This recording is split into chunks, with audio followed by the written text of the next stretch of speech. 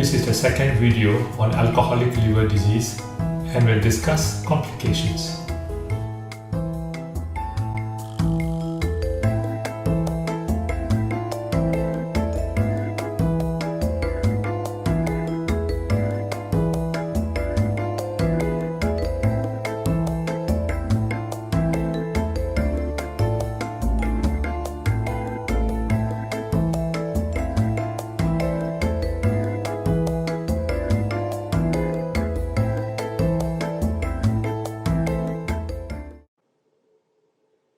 In video 1 on alcoholic liver disease, we briefly discussed on fatty liver and its progression to alcoholic hepatitis and cirrhosis of the liver. In this presentation, we will discuss in greater details on the findings in fatty liver, alcoholic hepatitis, cirrhosis of liver, liver failure, and liver cancer, which are the complications of alcoholic liver disease. This slide shows you how a normal liver looks under the microscope. And on the right hand side, this is how a fatty liver looks under the microscope. This is a biopsy of a liver that has been taken in a patient with fatty liver. You can observe here that there are a lot of oil droplets within the liver cells. Almost all the liver cells have got oil droplets. This is the first stage in alcoholic liver disease and there are no symptoms.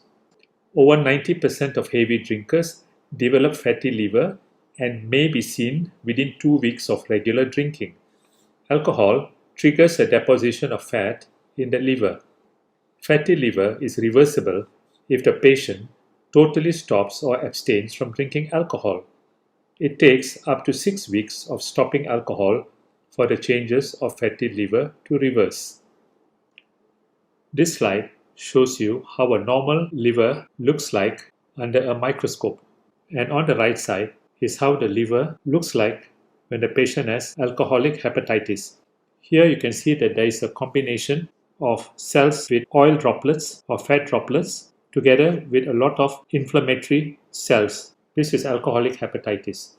Alcoholic hepatitis, which is a potentially serious condition with liver inflammation, it occurs either after long periods of drinking or after binge drinking. Alcoholic fatty liver appears when the excess fat in the liver causes inflammation and death of liver cells. Up to 1 in 3 of heavy drinkers develop alcoholic hepatitis. Here again, it may be reversible provided the patient abstains from drinking. In alcoholic hepatitis, if there is mild scarring of fibrosis, it may be reversible. However, if there is significant fibrosis, this is not reversible. Many patients with alcoholic hepatitis may have underlying cirrhosis.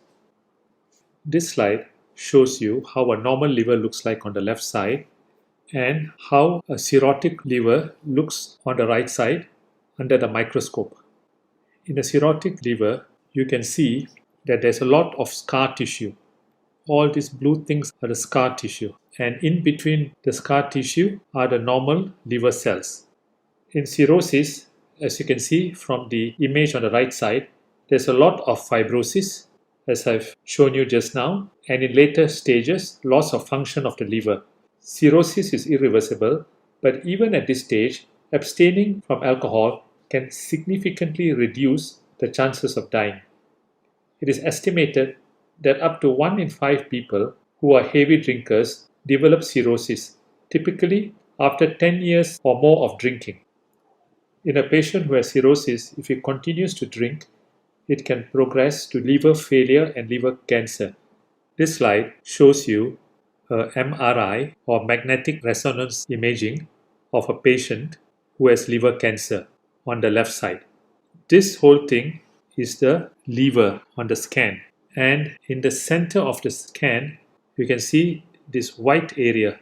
This is the liver cancer, and on the right side is a biopsy of liver cancer, and this is what it looks under a microscope. This whole slide is filled with liver cancer cells. Patients with alcoholic liver disease have a higher incidence of liver cancer. Alcohol can damage many organs in the body, and this picture shows you some of it.